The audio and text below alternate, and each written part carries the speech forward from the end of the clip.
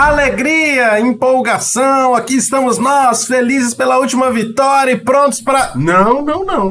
Pode parar com essa gracinha aí. Ah, tá doido?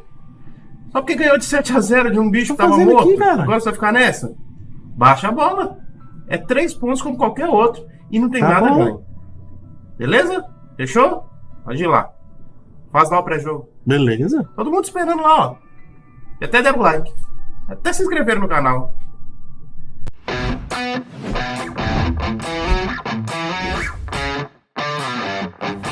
Fala, caminhantes, tudo bem com você? Pode ficar tranquilo, já mandei embora o nosso pequeno intruso, que é a nossa voz da consciência, falando pra gente que baixar a bola. Então, muito obrigado por você estar aqui mais uma vez. Muito obrigado por você estar aqui mais uma vez no nosso pré-jogo. Eu sou o Nilo Santos e estou aqui para falar com você sobre Bournemouth e Liverpool, nosso pré-jogo de hoje. Antes de mais nada, quero te pedir, caso você ainda não tenha feito, né? Aqui embaixo, já se inscreva no canal e deixa o seu like nesse vídeo. Também ativa o sininho para você receber as notificações, tá certo? Liverpool e Bournemouth pela 27ª rodada da Premier League. O Liverpool vem de uma partida muito emocionante, vem de fazer história e vai enfrentar um adversário o qual ele fez história há não muito tempo, quando ele igualou a maior goleada da sua história, a maior goleada aplicada, né? Que foi aquele 9-0 na partida de Anfield. Bournemouth visitou-nos em Anfield e nós aplicamos um sonoro 9-0, que foi um pouco perto ali daquele 7 que nós aplicamos também, 7, no Rangers pela Champions League, e parecia que ali nós íamos nos dar muito bem na temporada. Enfim, mal sabíamos o perrengue que ainda tínhamos que passar durante toda essa temporada até aqui. Mas agora não, agora estamos vindo de um momento de retomada na temporada. Nós tivemos vitória sobre Everton, vitória sobre Newcastle, tivemos uma derrapada ali contra o Crystal Palace no 0-0 bem xoxo. Depois tivemos uma vitória muito boa também contra o Wolverhampton e a apoteose dessas vitórias todas, que foi o 7-0 em cima do Manchester United há menos de uma semana atrás, né? Mas agora, como a gente bem salientou aqui nessa abertura, gente, a gente precisa ter muita consciência, a gente precisa ter noção de que foi feita a história, tudo aquilo a gente viveu, comemorou e, assim, saboreou cada pedacinho naquele pós-jogo, naquela live maravilhosa que a gente fez aqui. Então, teve muita gente, a galera aqui, assim, alegre, teve choro naquela live, teve alegria, teve um tanto de coisa, enfim. Mas no frigir dos ovos, o que ficou depois da história que você vai contar pros seus filhos, que você vai contar pros seus amigos, que você tava lá, você viu, etc., é que são 3 pontos. E esses 3 pontos vão ficar apenas para uma partida histórica caso a gente não consiga o nosso objetivo. Mas não, todos nós queremos que mais do que nunca aquela vitória histórica seja, para além de uma vitória histórica no confronto, a virada de chave definitiva, o start para essa nova geração que está aí nascendo na era Klopp. Inclusive, se você ainda não está acompanhando, eu quero convidar você com todo o meu coração para você acompanhar a nossa era Klopp. Eu vou deixar aqui nos cards já a playlist, porque já saiu o 3º episódio onde a gente conta um pouco da história daquele período maravilhoso onde a gente ganhou a Champions League, né? A gente vai ter mais o último capítulo nessa semana agora, depois do jogo da Champions League vai sair o capítulo da era Klopp. Se a gente vai estar feliz, se a gente vai estar triste, não sei, mas vai ter um vídeo todo especial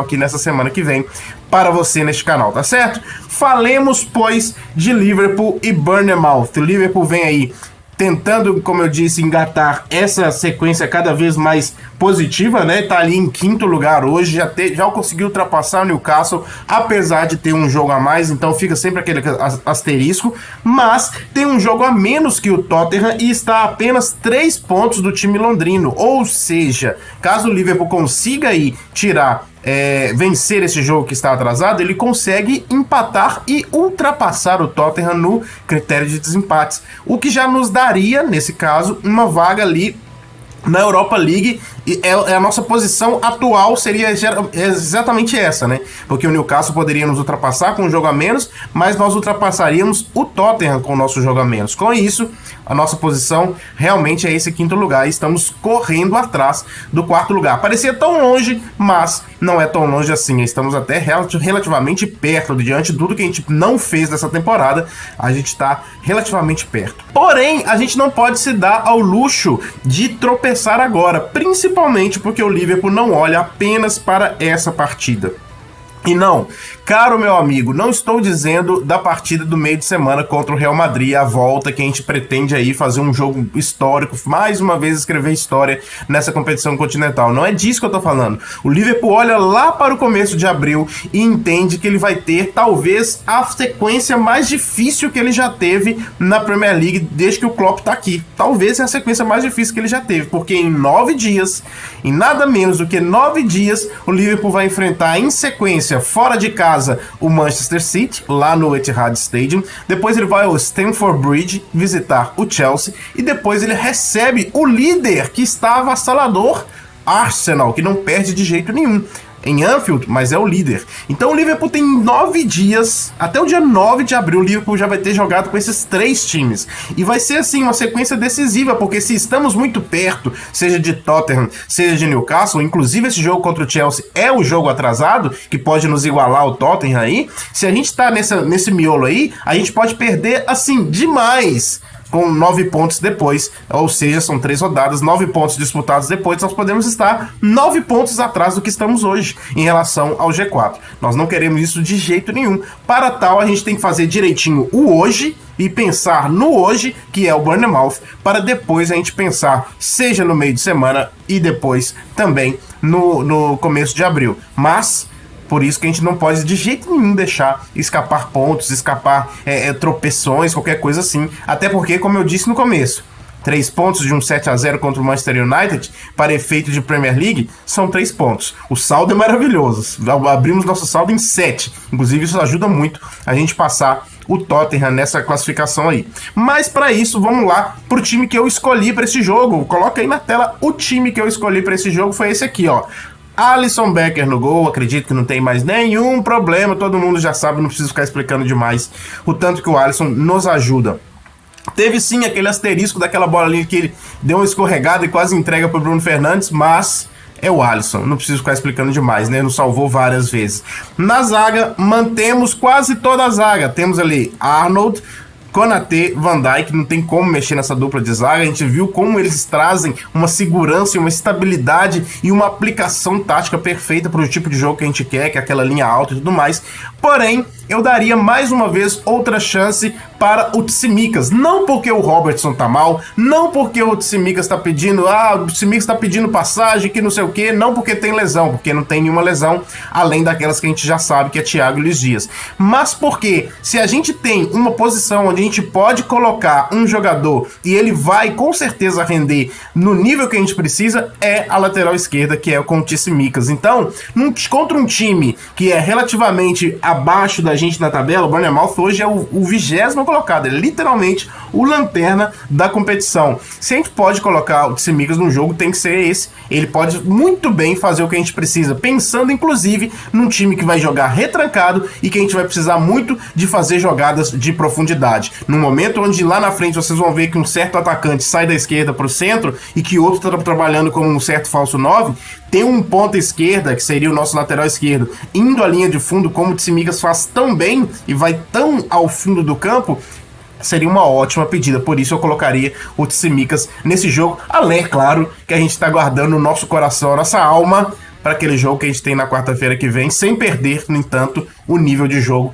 nesse jogo aqui contra o Bournemouth. No meio-campo eu colocaria Fabinho, e aí talvez as pedras virão sobre mim, porque eu, aquele que disse que não pode colocar tanto menino no time, estou aqui colocando Bajcetic e Harvey Elliott. Harvey Elliott porque ele conseguiu finalmente fazer o jogo que a gente sempre esperou dele, contra o Manchester United. Teve aí uma semana de descanso, é um garoto, se recupera mais fácil e a gente precisa dele mais uma vez, com sua qualidade, com sua aplicação tática, aplicação técnica para esse jogo contra o Bournemouth.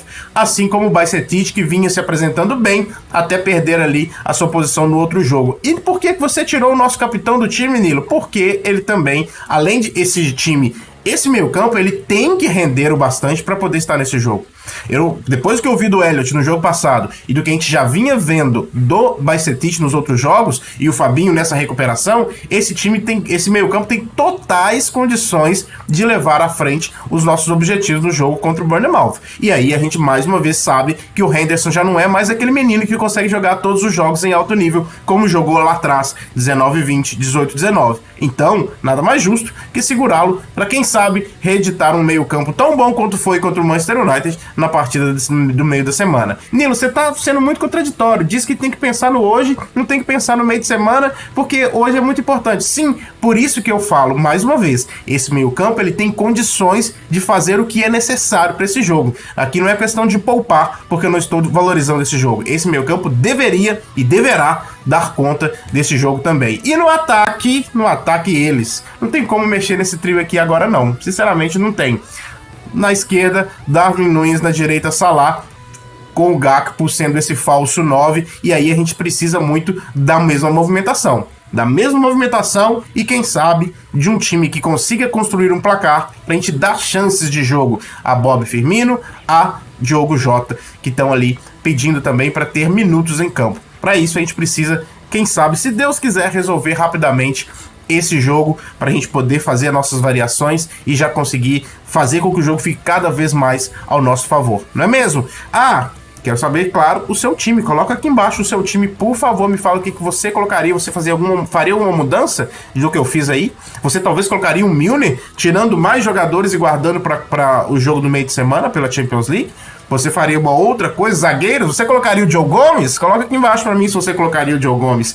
Você não é louco de fazer isso, né? Você vai levar hate de todo mundo nos comentários. Outra coisa que a gente tem pra dizer: nesse jogo nós vamos jogar com a nossa maravilhosa, psicodélica camisa branca. Aquela que serviria pra gente deixar os nossos adversários tão ludibriados que ficariam assim meio malucos de olhar para aquelas linhas maravilhosas e não conseguiriam nos marcar. O problema é que no futebol um companheiro de equipe também precisa olhar para o outro companheiro de equipe. Com isso, quem tá ficando ludibriado e maluco são os nossos próprios jogadores, porque o Liverpool não conseguiu ganhar umazinha partida com aquela camisa branca. E é assim que a gente vai jogar amanhã. Que caia amanhã a maldição desse uniforme branco do Liverpool, que sinceramente, só se eu achar uma promoção muito boa pra comprar ele, porque eu não vou fazer muita força não, tá? Vamos pro palpite? Não podemos deixar de fazer o nosso palpite. Palpitamos aqui no último jogo contra o Manchester United. Por acaso deu uma derrota e a gente aplicou uma goleada. Agora será dessa forma aqui. Esse será o placar para Liverpool e Bournemouth. 4-0 Liverpool, parando aqui nesse momento, hein? Dando um clique aqui nesse momento para dar o pause, e assim ficou. Será que faremos assim como o palpite? Volte aqui quando acabar o jogo para você ver se deu tudo certo. Falando em acabar o jogo, não se esquece, logo após o jogo tem a nossa live pós-jogo já tradicionalíssima, já o ponto de encontro dos Reds. O jogo é a mimir, mas logo depois, na hora do almoço ali, acabando, não é na hora do café, né? Na hora do café que você vai estar ali tomando um café depois de ter assistido o jogo deitado na cama, tem a nossa live para você curtir e a gente até secar alguns jogos que vão estar acontecendo ali durante esse tempo, tá certo? Já deixou o like, já se inscreveu no canal, já ativou o sininho, é a sua parte, é de graça e nos ajuda demais. Espero você aqui amanhã na live pós-jogo e, claro, afinal aqui você não caminha sozinho.